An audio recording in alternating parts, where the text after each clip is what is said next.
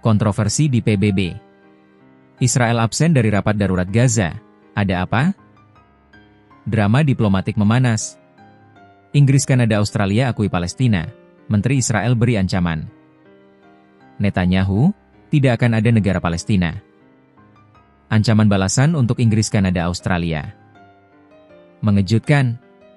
Singapura berani sanksi pemukim Israel, isyaratkan akui negara Palestina. Halo, sahabat pojok.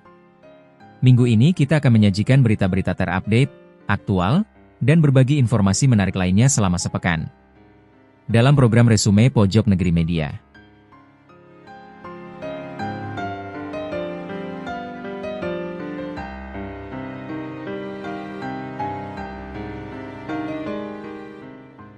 Absennya Israel dari rapat darurat Dewan Keamanan PBB terkait krisis Gaza memicu kontroversi besar.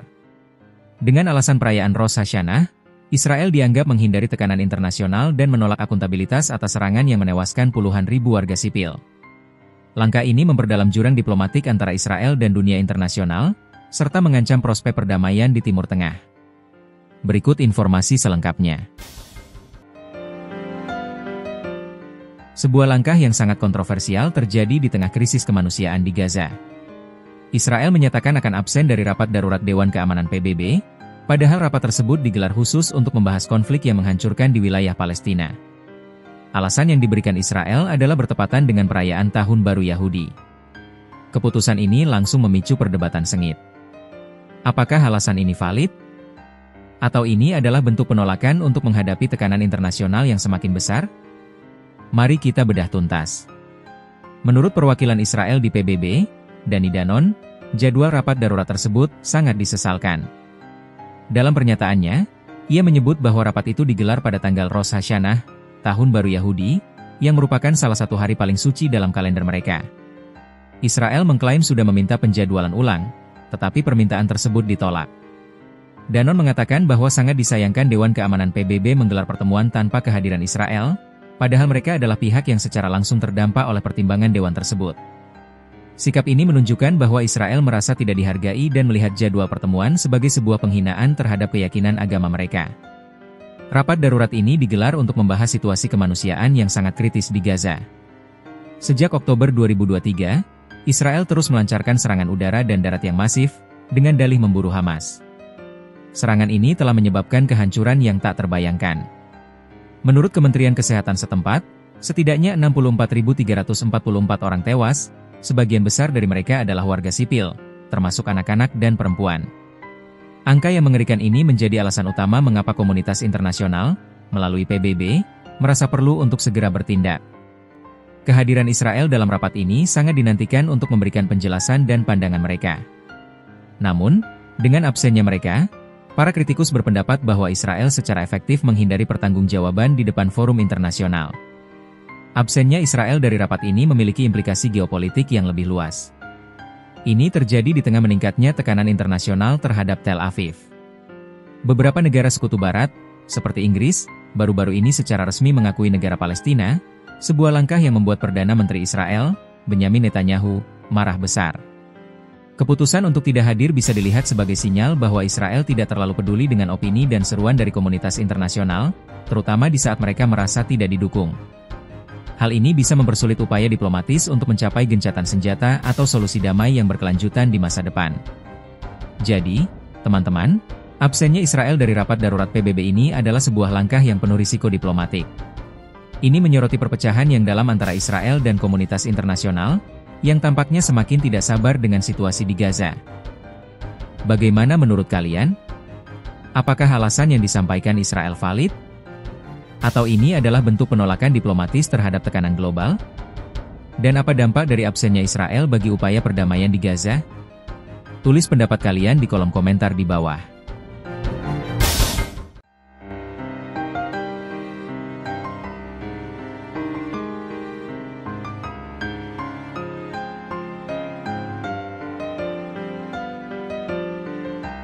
Langkah berani Inggris, Kanada, dan Australia mengakui negara Palestina menandai pergeseran besar dalam politik global. Namun, respons ekstrim dari para menteri sayap kanan Israel, termasuk ancaman aneksasi dan pembubaran otoritas Palestina, justru bisa memperburuk konflik dan menghancurkan harapan solusi dua negara. Dunia kini dihadapkan pada pilihan, mendukung perdamaian, atau menyaksikan konflik berkepanjangan. Berikut informasi selengkapnya. Isu Israel-Palestina baru saja memasuki babak yang sangat krusial. Dalam langkah yang mengejutkan dan bersejarah, beberapa negara barat terkemuka, yaitu Inggris, Kanada, dan Australia, telah secara resmi mengakui keberadaan negara Palestina. Keputusan ini diharapkan dapat menghidupkan kembali harapan perdamaian.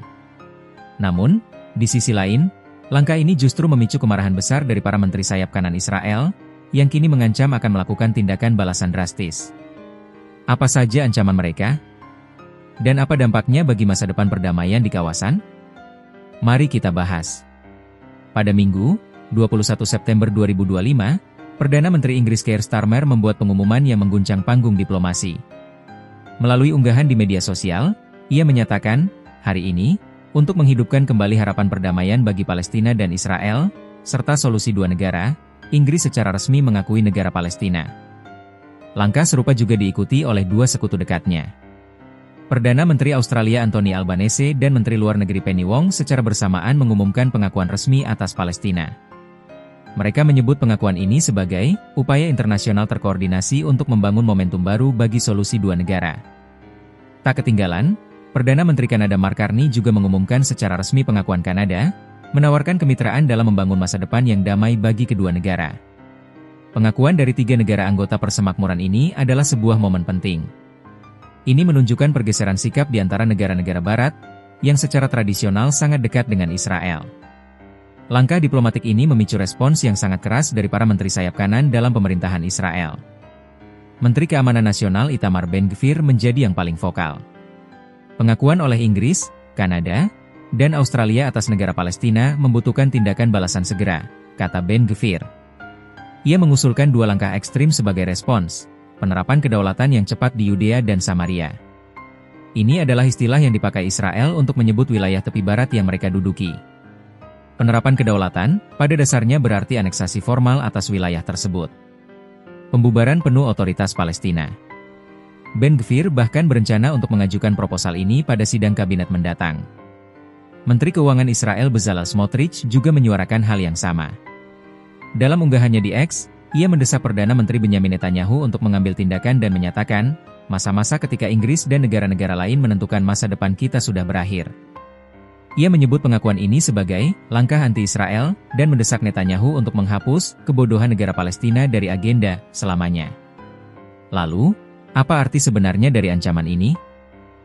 Aneksasi tepi barat.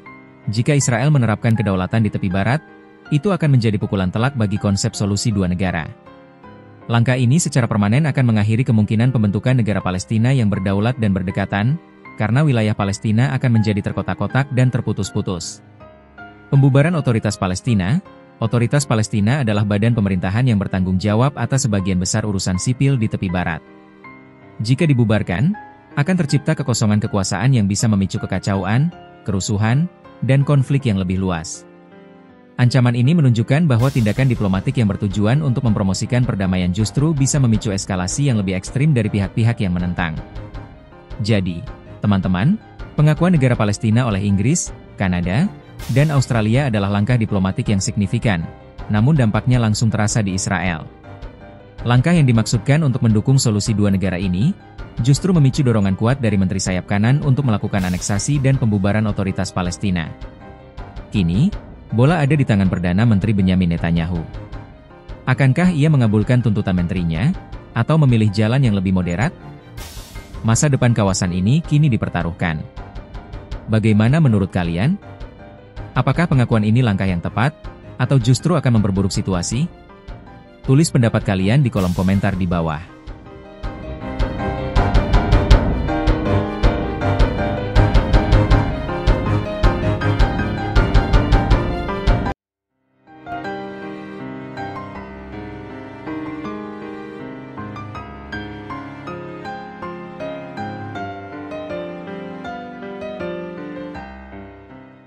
Pengakuan Palestina oleh Inggris, Kanada, dan Australia disambut bukan dengan diplomasi, melainkan dengan ancaman.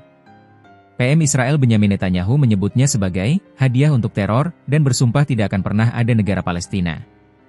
Ia menjanjikan perluasan permukiman, menolak solusi dua negara, dan mengisyaratkan balasan militer. Alih-alih membuka jalan damai, dunia kini dihadapkan pada eskalasi baru yang jauh lebih berbahaya. Berikut informasi selengkapnya. Setelah Inggris, Kanada, dan Australia membuat langkah bersejarah dengan mengakui negara Palestina, seluruh mata kini tertuju pada respons Israel. Dan kini, Perdana Menteri Israel, Benyamin Netanyahu, telah buka suara. Jawabannya bukan hanya negatif, tapi juga sangat tegas, sinis, dan penuh dengan ancaman. Netanyahu mengirim pesan keras kepada para pemimpin Barat, menyebut pengakuan mereka sebagai hadiah untuk teror. Ia juga bersumpah tidak akan pernah ada negara Palestina. Apa saja pesan lengkapnya? Dan apa yang akan dilakukan Israel sebagai balasan? Mari kita bahas. Dalam pernyataan resminya yang dilansir oleh AFP, Netanyahu tidak berbasa-basi. Ia langsung menyerang keputusan negara-negara Barat yang mengakui Palestina. Saya punya pesan yang jelas bagi para pemimpin yang mengakui negara Palestina setelah pembantaian mengerikan pada 7 Oktober, Anda memberikan imbalan besar kepada teror, kata Netanyahu. Pernyataan ini mengaitkan pengakuan diplomatik dengan serangan Hamas pada 7 Oktober 2023, sebuah taktik yang sering ia gunakan untuk menolak setiap konsesi terhadap Palestina. Namun, Netanyahu tidak berhenti di situ. Ia memberikan pesan yang lebih keras lagi. Saya punya pesan lain untuk Anda, itu tidak akan terjadi. Tidak akan ada negara Palestina yang didirikan di sebelah barat Sungai Yordan, tegasnya. Pernyataan ini secara jelas dan lugas menolak konsep solusi dua negara, yang selama ini menjadi tujuan diplomasi internasional. Netanyahu juga mengisyaratkan bahwa Israel tidak akan gentar dengan pengakuan tersebut. Ia bahkan menjanjikan operasi militer dan perluasan permukiman di tepi barat. Kami telah melakukannya dengan tekad dan kebijaksanaan politik. Lebih lanjut, kami telah menggandakan permukiman Yahudi di Yudea dan Samaria dan kami akan terus melanjutkan langkah ini, ujarnya. Yudea dan Samaria adalah istilah yang digunakan Israel untuk wilayah yang secara internasional dikenal sebagai tepi barat. Perluasan permukiman ini adalah salah satu hambatan terbesar bagi tercapainya perdamaian. Namun, yang paling mengkhawatirkan adalah janji Netanyahu untuk melakukan langkah lanjutan setelah ia kembali dari Amerika Serikat. Tanggapan terhadap upaya terbaru untuk memaksakan negara teror kepada kami di jantung tanah kami akan diberikan setelah saya kembali dari Amerika Serikat. Tunggu saja, tambahnya. Pernyataan ini meninggalkan pertanyaan besar dan menciptakan ketegangan baru di kawasan. Pengakuan oleh Inggris, Kanada, dan Australia didasarkan pada harapan untuk membangun momentum baru bagi solusi dua negara dan menghidupkan kembali harapan perdamaian.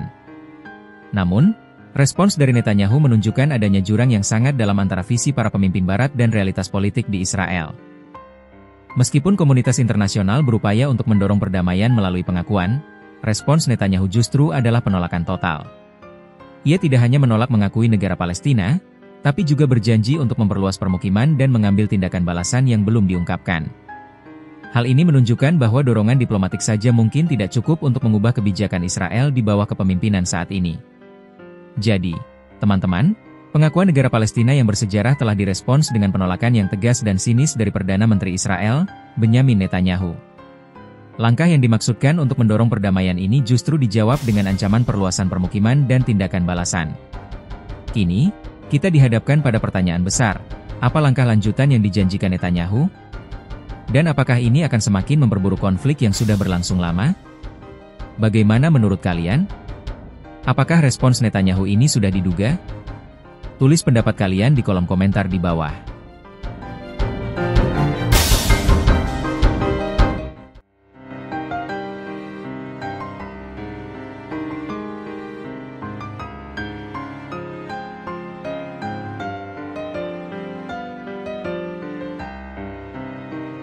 Langkah mengejutkan Singapura menjatuhkan sanksi pada pemukim Israel dan membuka jalan pengakuan negara Palestina adalah sinyal kuat bahwa kesabaran dunia terhadap kebijakan agresif Israel mulai habis. Sebagai negara Asia yang selama ini netral, Singapura kini menunjukkan keberpihakan pada prinsip hukum internasional dan perdamaian. Ini bukan hanya teguran diplomatik, ini adalah lonceng peringatan bagi Israel bahwa isolasi global bisa menjadi kenyataan. Berikut informasi selengkapnya. Dalam sebuah langkah diplomatik yang sangat signifikan, Singapura mengumumkan akan menjatuhkan sanksi kepada para pemimpin kelompok pemukim Israel. Tak hanya itu, negara yang dikenal dengan kebijakan luar negerinya yang pragmatis ini juga mengisyaratkan akan mengakui negara Palestina dalam waktu dekat. Ini adalah pergeseran sikap yang mengejutkan dari salah satu kekuatan ekonomi Asia. Mengapa Singapura mengambil langkah berani ini? Dan apa artinya bagi masa depan konflik Israel-Palestina? Mari kita bedah tuntas. Menteri Luar Negeri Singapura, Vivian Balakrishnan, dengan tegas mengecam para politisi Israel yang menyerukan pencaplokan wilayah Palestina. Ia menyatakan bahwa tindakan tersebut merusak prospek perdamaian. Sebagai respons, Singapura akan menjatuhkan sanksi-sanksi yang ditargetkan kepada para pemimpin kelompok pemukim Israel. Balakrishnan secara khusus menyoroti proyek pemukiman S1 sebagai proyek yang memecah belah dan merusak solusi dua negara. Ia menegaskan, kami menentang upaya yang sedang berlangsung untuk menciptakan fakta-fakta baru di lapangan yang merusak prospek solusi dua negara. Pernyataan ini menunjukkan bahwa Singapura melihat pembangunan pemukiman sebagai pelanggaran serius terhadap hukum internasional.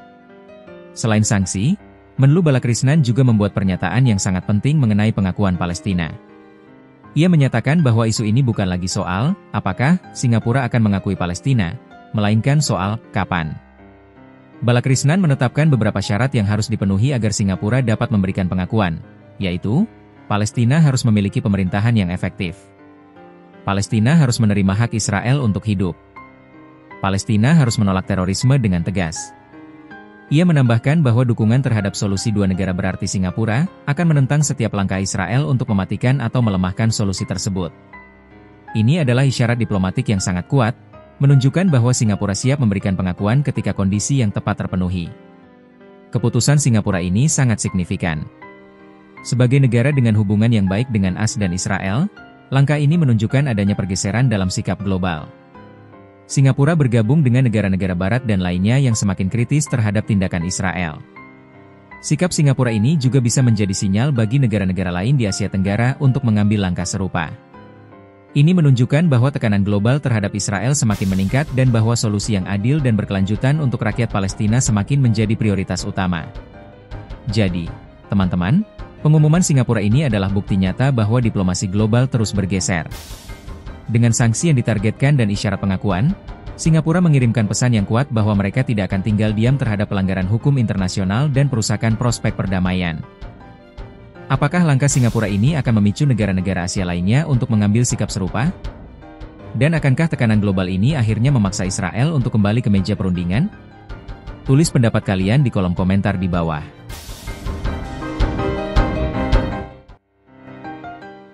Itu tadi berita terhangat sepekan ini.